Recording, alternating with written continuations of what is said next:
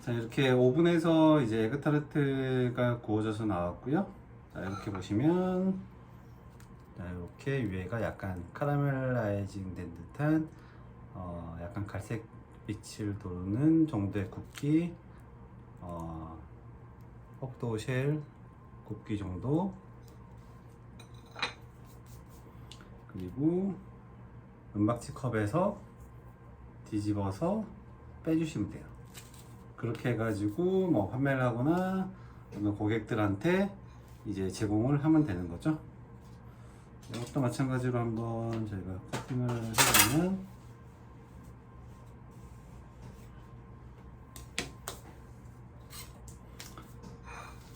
현재는 약간 따뜻한 상태이다 보니까 그런 부분을 다 감안을 하셔가지고 한번 보시면 될 것 같아요. 자, 마찬가지로 살짝 묻어 나올 정도,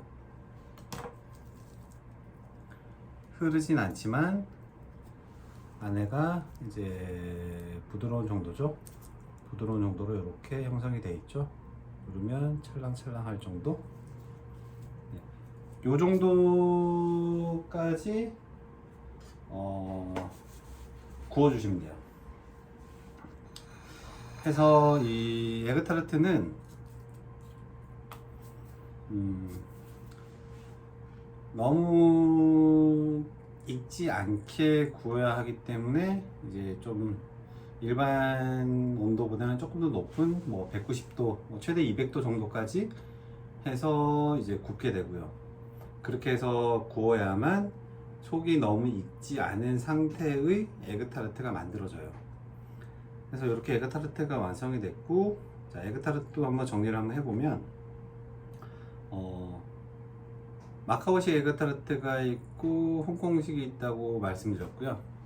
홍콩식은 어떻게 보면 약간 포르투갈식하고 비슷하게 타르트 쉘, 약간 쿠키 느낌이 나는 타르트 쉘에 에그타르트 필링을 넣고 굽는 것이고, 마카오식 에그타르트는 이제 퍼프도우죠. 퍼프도우, 밀푀유를 만드는 어떤 그런 재료인 아이템인 퍼프도우를 사용해서 만들고요.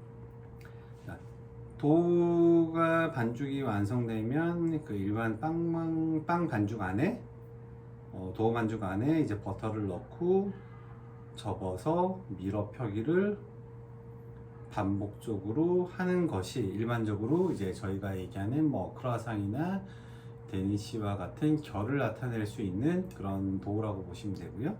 이제 펍도우 같은 경우는 이제 버터 함량이 이제 현저하게 좀 떨어지는 그런 아이템이라고 보시면 되는데, 그런 밀어 펴기를 보통 하게 되면 일반적으로 저희가 밀푀유도 마찬가지겠지만 크루아상이나 빼모 쇼콜라 이런 아이템들은 보통 지금 한 3mm 정도 되는 두께에서 저희가 이제 굽고 있어요. 성형을 하고. 물론 이제 밀푀유 같은 경우는 그거보다는 조금 낮은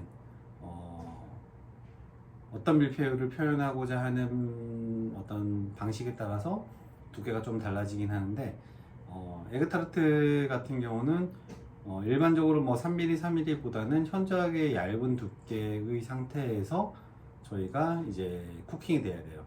그렇지 않으면 과도하게 부풀게 돼요.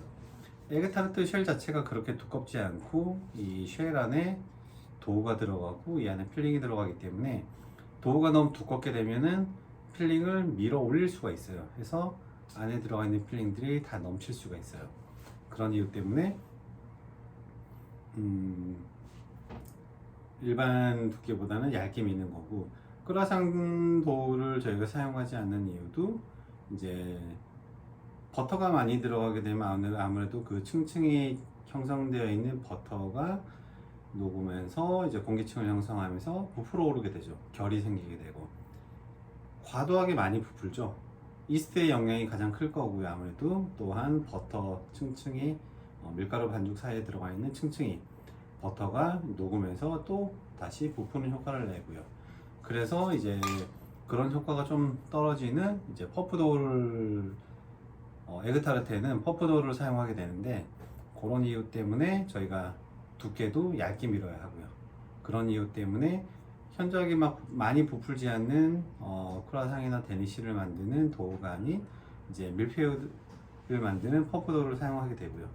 물론 좀 전에 말씀드렸다시피 타르트지 안에 넣고 에그타르트를 완성하셔도 되지만 저희 나라 많은 소비자들이 이제 그런 타르트 쉘에 들어가 있는 에그타르트보다는 퍼프도우에 들어가 있는 에그타르트를 훨씬 더 많이 선호하는 이유 때문에 저희 나라에서는 이제 퍼프도우를 사용해서 에그타르트를 만들어서 판매하고 있고요.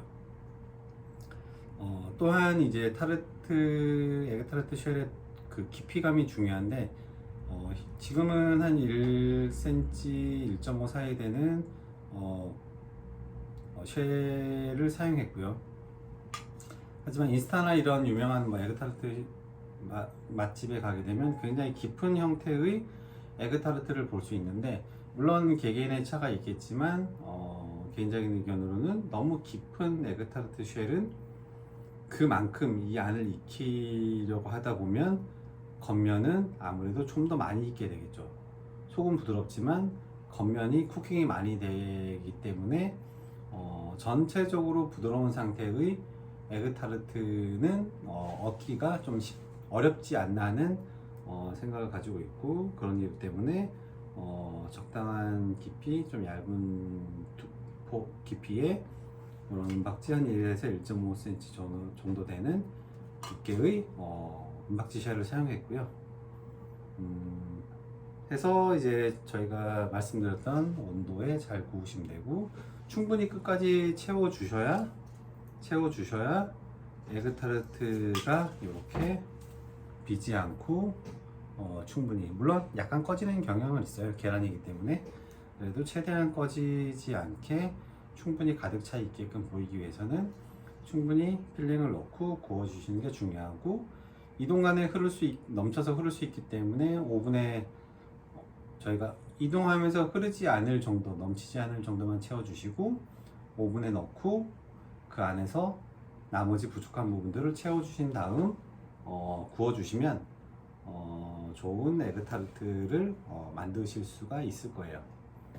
이렇게 해서 이제 에그타르트 쉘을 완성했고, 저희가 이제 이런 퍼프나 크루아상 도우, 데니시 도우, 이런 도우 만드는 방법들이 동일하다 보니 이제 동일한 과정들을 여러분들한테 이제 보여드리고 있는데, 이런 부분들 반복적인 작업이고 최종 결과물을 어떤 형태로 만드느냐에 따라서 다양한 아이템들이 완성되고, 그 전에 과정들은 대부분 다 비슷하게 형성이 되기 때문에 그 과정들 그만큼 중요하고, 또 반복적인 어떤 눈으로 보는 것, 그 다음에 실습을 하는 것, 이 부분들이 중요하기 때문에 이 부분 좀 감안하셔서 수업을 들으시면 될 것 같습니다. 이렇게 에그타르트 쉘 수업 마무리하겠습니다. 감사합니다.